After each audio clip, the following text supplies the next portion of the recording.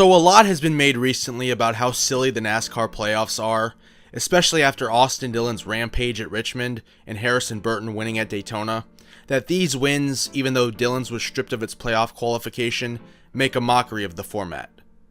I thought to myself, if I was in charge, how would I fix the playoff format? For full disclosure, I would like to go back to a full season point standings. I've made videos and talked about it before a lot on this channel. I think if you took a sampling of people who are interested in NASCAR, I would bet that at least 60% would like to get rid of any sort of playoffs or chase system. But it wouldn't be a very fun thought exercise for me to conclude this video by saying, just go back to how everything was in 2003. Trust me, I'd very much like for that to be the case, but NASCAR is standing on business and sticking with the playoffs, so I'll be tweaking them to what I feel is a better way of doing things. Let's start with the race procedures themselves. I'm getting rid of stages. I know they're there to bunch the field back up and give TV a commercial break. They don't exist for any other reason. It's nice that they pay points for running up front, but oftentimes they're not exactly representative of who ran in the top 10 all day. Because crew chiefs know when the stage cautions are going to come out, they can work their strategies around it. How many times have we seen the leader forego winning the stage by pitting with 3 laps left in the stage in order to gain back the track position by the start of the next one? Instead of paying out stage points, I'll propose giving bonus points to the top 10 drivers with the highest average running position in the whole race. This is a stat that is already tracked by NASCAR. You can see it in the loop data on Racing Reference. It'll be 10 points for the best average position with 1 point for the 10th best. This will help in cases like Ross Chastain this year, who has lost almost 2 full races worth of points because he got wrecked in 3 different green-white checkers over the course of the season. I'll also be reinstalling bonus points for the driver who leads the most laps and increasing the weight of it, motivating teams to be up front throughout the entire race. Also seeing an increase will be the amount of points paid to the winner. One of the drawbacks of the Latford system used in the Winston Cup days was that the spread between first and the rest of the field wasn't big enough. This led to situations where Matt Kenseth won the title with 1 win, or Terry Labonte winning the title in 1996 with 2 wins compared to Jeff Gordon's 10. Adding more points for winning won't help you if you DNF every other race like Ryan Newman did in 2003, but I think it would bring better balance. DNFs were backbreaking in the Winston Cup era, now they don't even matter in the first 26 races. Consistency should always play a big role in determining the champion, but I also want to reward teams who go out and win races and show they're the class of the field from February to November. The champion should have a good amount of wins and be consistent. Speaking of winning races, I'm removing the win and you're in system for the regular season. No one wants to see the guy who's 34th in points be labeled a championship contender. It's actually insulting to the audience. We know he's going to be eliminated right away unless he magically wins another race, or 4 of his competitors all DNF every race in the first round. Burton's win at Daytona should have been a celebration of the Wood brothers' 100th win, and how cool it was to see Jeff Burton in the booth call Harrison home like Ned Jarrett had done for DJ at Daytona several times. Instead, all the talk on social media is about how poor the format is, and how fans of certain drivers on the bubble are really screwed now. One of the big sins of the playoff format, in my opinion, is that we can't let wins be wins anymore. The accomplishment of actually winning a race has been watered down because of the artificial importance placed on making the playoffs. We know what we watch every week. The guy who is 34th in points is not a contender. And for that matter, is the guy who is 16th in points really a contender either?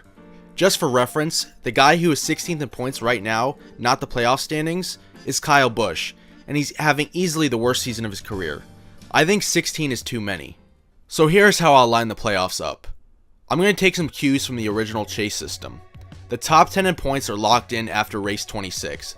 I'll also take the wildcard system from 2007 to 2013, where the 2 drivers with the most wins outside of the top 10 are locked in. At the time I'm making this video, those 2 drivers would be Alex Bowman and Joey Logano, who have been much more of a factor than Cindric, Dillon, or Burton have been. So that brings us back to 12. I think it's a good round number considering there's 36 chartered entries. A third of the field making the playoffs means it's tougher than even the NFL or NBA, where 44 and 53% of the league makes it respectively. The next fix I'll make is to the playoff schedule. Instead of going for the current 3-3-3-1 format, I'll be doing the long suggested format of 4-3-3. An auto racing championship coming down to 1 race will forever be ridiculous and illegitimate. I will seed the teams 1 through 12 based on points, with a bonus for the regular season champion that will carry over through each round. Again, incentivizing teams to lead the points all season instead of using the summer races as a test schedule like the 48 team did for years in the 2000s. The spread between each seed to open the playoffs from second on down will be 5 points. I'm getting rid of playoff points entirely as a result of having no stages in this universe. I said I was getting rid of the win and you're in format for the regular season, but I'm bringing it back for the playoffs. If you win a race, you advance to the next round. However, the points will not be reset after each round. The bottom 4 in points will be dropped after the first 4 races to get to 8 cars left, and then another 4 will be dropped after the next 3 races to get to the final 4. Say you're Joey Logano, who would be last to start the playoffs in this format. You could still point your way through each round, but it'll be an uphill climb. You'll probably have to win more races to advance. This way, your performance in the regular season will matter. You shouldn't be put on a level playing field with the points leader at the start of the playoffs if you've been 17th in points all season. NASCAR talks about clutchness in Game 7 moments. There'd be nothing more clutch than 12th in points winning the title in my format. It would be a serious challenge because you'd have to win multiple races and finish basically in the top 5 in every other one. The final 4 will consist of 3 rounds with each track type being different. I personally would go with Phoenix, Martinsville, and Homestead as the championship round just because they're 3 different tracks and make sense schedule-wise. Homestead will be the finale as the next-gen car will put on a good race there, as a multi-groove high-banked intermediate is the only track it really works well on. So to summarize, I'm cutting the playoff field from 16 down to 12. The field consists of the top 10 in points plus 2 with the most wins outside the top 10, getting rid of the 1-race championship round in favor of a 4-race opening round with 2 3-race rounds after, and no points resets after the playoffs start. The bottom 4 in points will simply be eliminated after each round.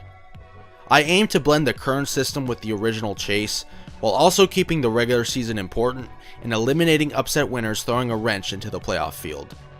In a perfect world, I would just do a season-long format with more points to the winner of each race, but it's pretty clear that we're never moving away from the playoff format, so why not try to improve what we already have?